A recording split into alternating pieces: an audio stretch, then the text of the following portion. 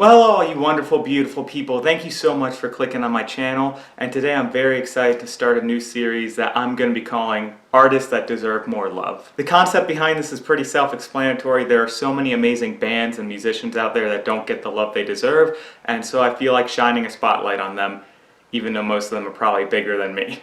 And these can be bands or artists that have had careers lasting decades, but just for whatever reason get a little bit overlooked when compared to their peers, or they can be singer-songwriters that have 5 followers on Spotify. Whatever the case is, these are musicians that are making absolutely incredible music and deserve to get a little bit more attention. So with all that out of the way, let's just get straight into it. And in this first episode, I'm going to be talking about 3 bands, 3 artists that definitely deserve more attention. And if you haven't heard of these musicians, you're really missing out. And the first artist in this series is a band that I remember coming out when I was about 15, 16, and for a little while it seemed like they were gonna really take off. Unfortunately, they never really did, which is a shame, and that band is Holy Grail from Pasadena, California. Formed in 2009, the best way to describe Holy Grail's music is probably Iron Maiden if they incorporated elements of death metal, metalcore, thrash metal, and had 2 Yngwie Malmsteens on guitar. I think that's probably a pretty good way to describe their music, and if you like that description, you should definitely go check them out if you haven't heard them already. But it doesn't really encapsulate their full sound and all the different influences that they had in their music. I mean, Holy Grail only released about 3 albums, but they are all really stellar, solid heavy metal albums. Being a guitarist myself, the thing that stands out to me the most about this band is the incredible guitar work from Eli Santana, James LaRue, and Alex Lee. James LaRue was only on their first album, Crisis in Utopia, and he was soon replaced by Alex Lee. But regardless of that, all 3 of these guitar players are absolutely incredible. You can definitely tell they're incorporating things from death metal, from Cacophony, Marty Friedman, Jason Becker, Yngwie Malmsteen. They really have a wide variety of influences, and their shredding ability is absolutely insane. They are definitely very technical players, and the things that they do with the guitars, the harmonies, the call and response techniques that they sort of have on some of their songs, the way they are able to orchestrate their guitar solos and their dual guitar parts in a way that is not just your standard, oh well, we're playing a third above or a third below.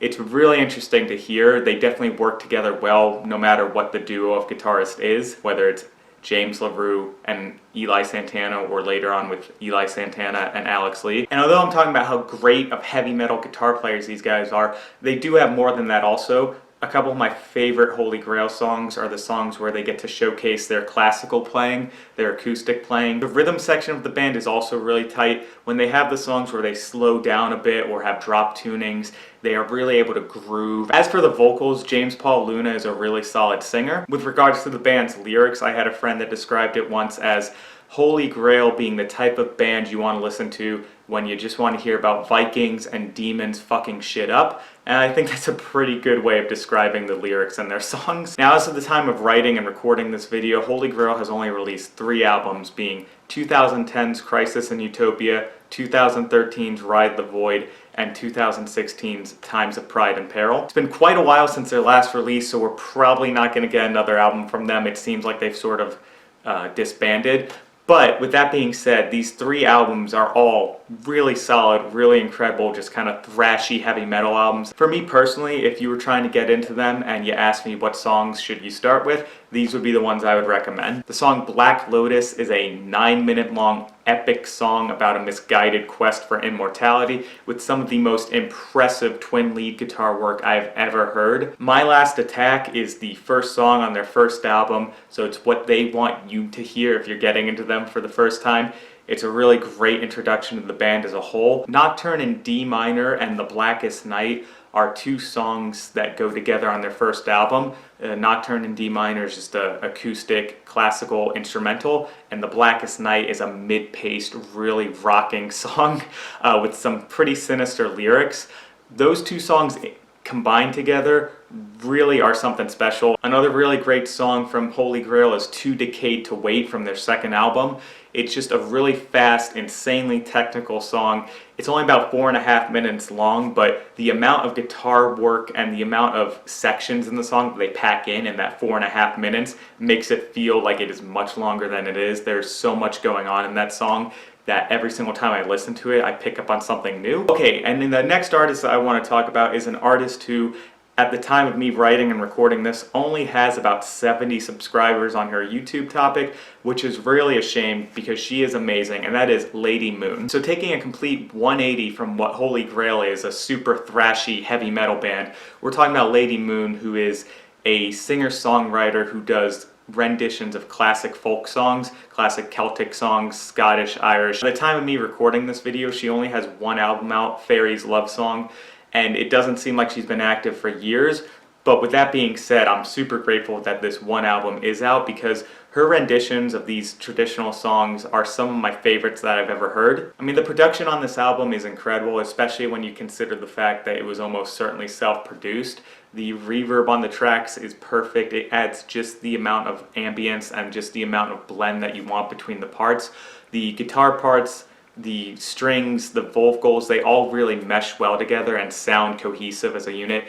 It's just really impressive for something that was done probably pretty cheaply. And the music itself is really incredible too. You have this musician who is doing her interpretation of classic folk songs, songs that have been around for, in some cases, hundreds of years, and she's still able to make them sound unique to her, which is something that if you haven't actually tried to do yourself, you might not appreciate just how difficult it is. And Lady Moon herself, I don't know her real name, but she has such a warm, beautiful voice, and her arrangements of these classic songs, she does slight rhythmic variations, she adds in some counter melodies, some harmonies, she adds in little bits of instrumentation that really make them feel new and fresh, even if you've heard these songs a bunch of times. And going back to her voice, I may have described it as warm before, or soothing, but I think this might be a bit of a cliche to say, but it definitely fits her voice. She has the voice of an angel. It's so effortless, the notes she sings. She has such a smoothness to her and a warmth. You really get put at ease and you feel very relaxed when you're listening to her music. You know, maybe not the voice of an angel, maybe like a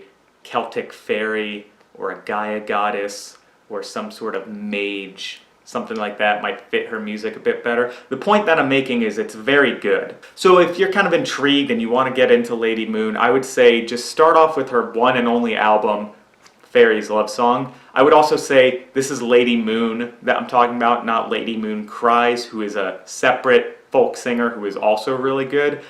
Don't get the two confused, even though they are both pretty great. If you're going to listen to her album, Fairy's Love Song, it's available on Spotify, it's available here on YouTube. I would say just listen to it from beginning to end because it's a really solid album altogether. If I had to pick some standout tracks, I would say the title track, Fairy's Love Song, is one of the best songs. Black is the Color and Estomo Qui are all really good. Before you leave this channel and go check her out though, make sure you like, comment, and subscribe to my channel, please. You know, if you want. But definitely do yourself a favor also and go check out Lady Moon if you feel like listening to some very peaceful, serene, and beautiful folk music. Okay, and so the third and final artist that we're going to be talking about in this episode is a progressive rock and metal band that only plays instrumental music called Arch Echo. Formed in 2016, Arch Echo is insanely happy sounding instrumental progressive metal that has incredible keyboard playing and also mixes a pop sensibility to their songwriting that makes their music accessible even though it shouldn't be. And that was not an easy sentence to say just now. So going back to that pop sensibility I was talking about, their music, while being very complicated, gives you very singable melodies, whether it's in the keyboard parts or the guitar parts, something that you can take with you and just kind of hum when you're walking around your house, or something that's very easy to get stuck in your head. And I think that juxtaposition of very technical music but with very singable melodies and hooks is what makes their sound so unique. And while they still have those singable melodies and the hooks in their songs and they have a very happy sound, they still manage to incorporate a lot of heavy aspects into their music as well. Stuff that if you're a die-hard metalhead, you're definitely going to find a lot to love in their music. I mean, there might be some metal elitists who aren't happy or who say that they're not metal enough, but I think for most people, if you're into progressive rock, progressive metal, or if you're someone who's trying to get into that genre but you're a bit intimidated by it, Arch Echo is a really good band to start with. I was lucky enough to see them open up for Dream Theater. I had no idea who they were. I just saw them perform and they were one of the few bands that I just instantly loved right off the bat. You know, there's so many bands and musicians out there that generally it takes me listening to an artist a couple times to kind of really get into them. That wasn't the case with Arch Echo, it was just instant. If you're looking for songs to start with for them, I would recommend the track To the Moon. It's probably my personal favorite song by them. Color Wheel is another great song to start with, and honestly, since Arch Echo only has a few albums or a few EPs out at the moment, I would say just go listen to all of them. If you like Dream Theater, Steve Vai, Pliny, you'll probably really like these guys too. So that just about does it for the first episode of Artists That Deserve More Love. Hope you enjoyed it. I hope that you heard some bands or some musicians that you haven't thought of before and that you go check them out. If you do go check them out, or if you knew about them before, let us know in the comments what you think of them. I'd love to hear your thoughts. And if you think that this channel deserves more love, please like, comment, subscribe, all that YouTube stuff. I know it's a cliche to ask, but it really does help the channel grow, and I really do appreciate it, so thank you in advance for that. And I'm sure that I'm going to do more of these because there are so many amazing, incredible musicians out there that just do not get the recognition they deserve, so stay tuned for that, and I hope to see you at the next video.